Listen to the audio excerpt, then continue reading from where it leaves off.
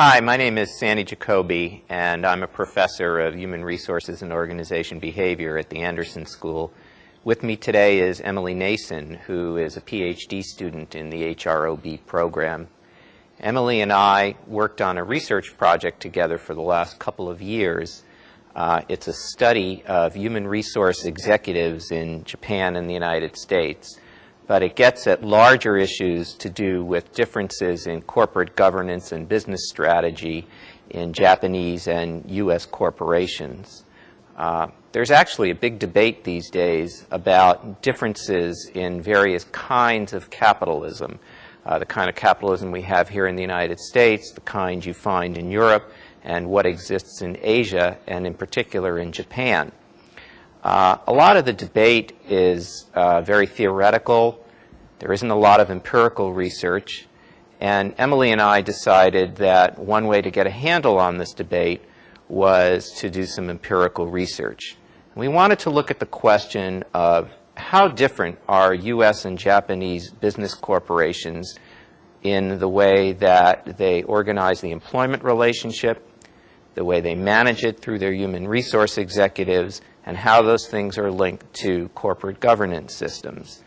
And in addition to looking at differences between Japan and the United States, we also wanted to see whether Japan and the United States were becoming more similar. That's to say, whether they were converging in the kinds of business systems that they have.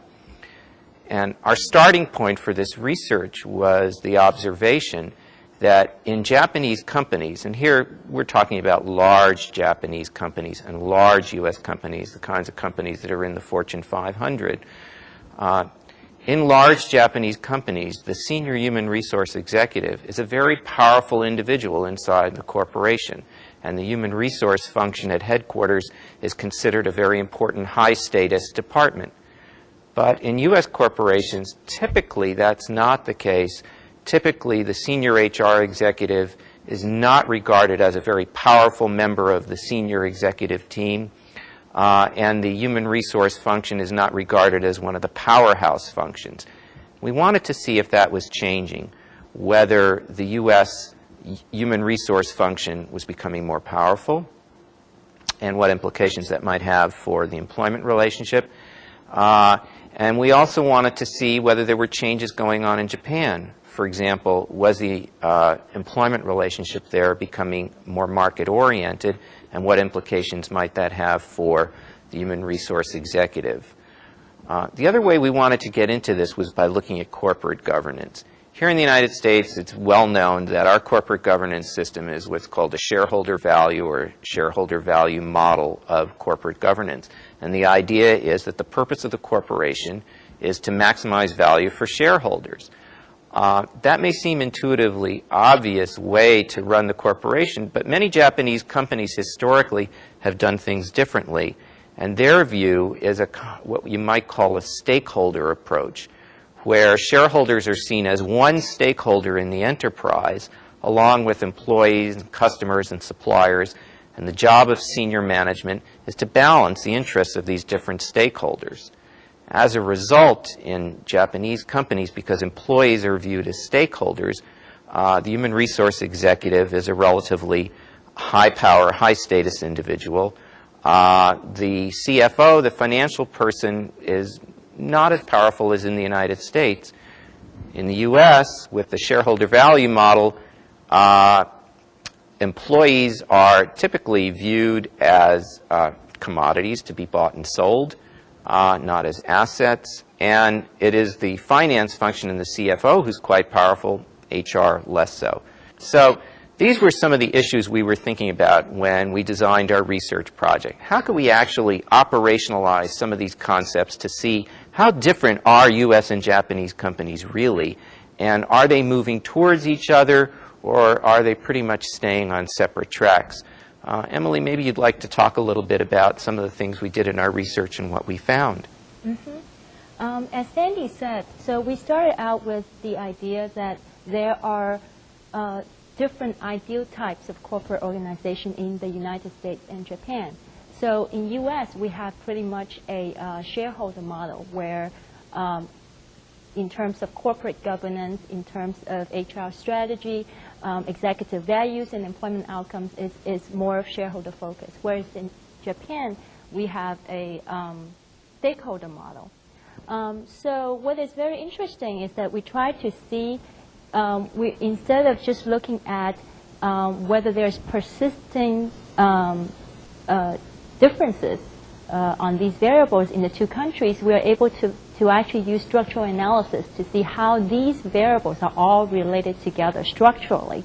And we actually find very interesting results in terms of we find both evidence for convergence and some persisting differences. So we had both historical data that would allow us to see what was happening inside each country over time, as well as data that shows us what the countries look like currently today.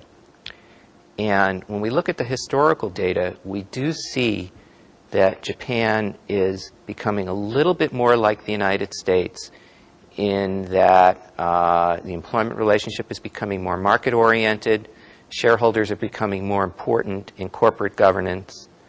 One interesting thing we observed that we didn't expect to see was that some U.S. companies actually were moving in a kind of Japanese direction, tending to treat employees more as assets, elevating the importance of the HR function. So it wasn't only that we have seen in our data movement of Japan towards the United States, we also saw some U.S. companies moving in a Japanese direction.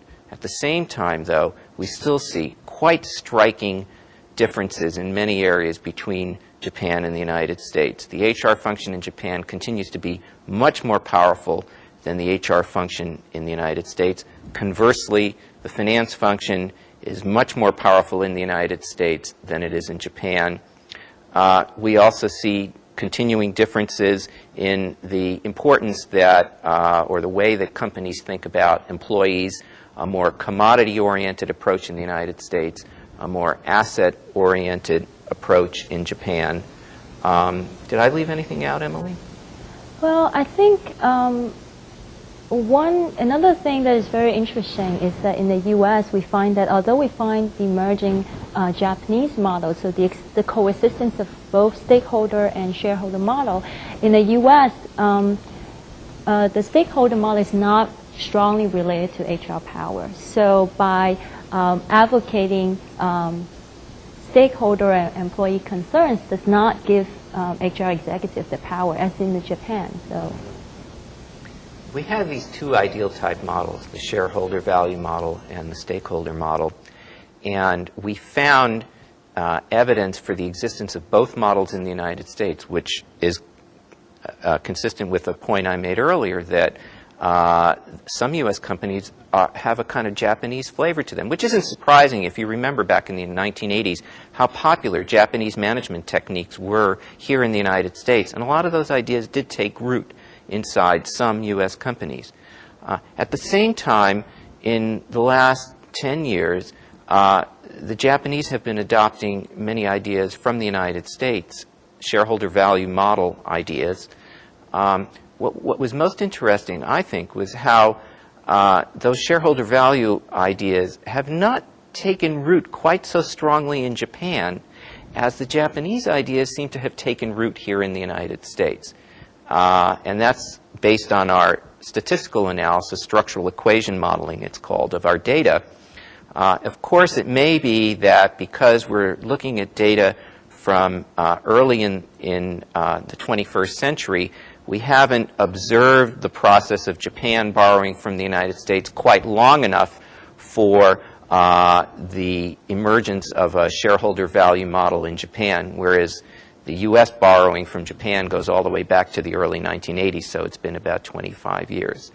So there's evidence in our study to support both the idea that Japan and the U.S. are moving toward each other and that it's a bi-directional convergence. It isn't just that Japan's becoming more like the United States. We're also becoming more like them. At the same time, the business systems and corporations in those two countries remain very different, and that supports a contention in the literature that there are distinctive varieties of capitalism in the world today.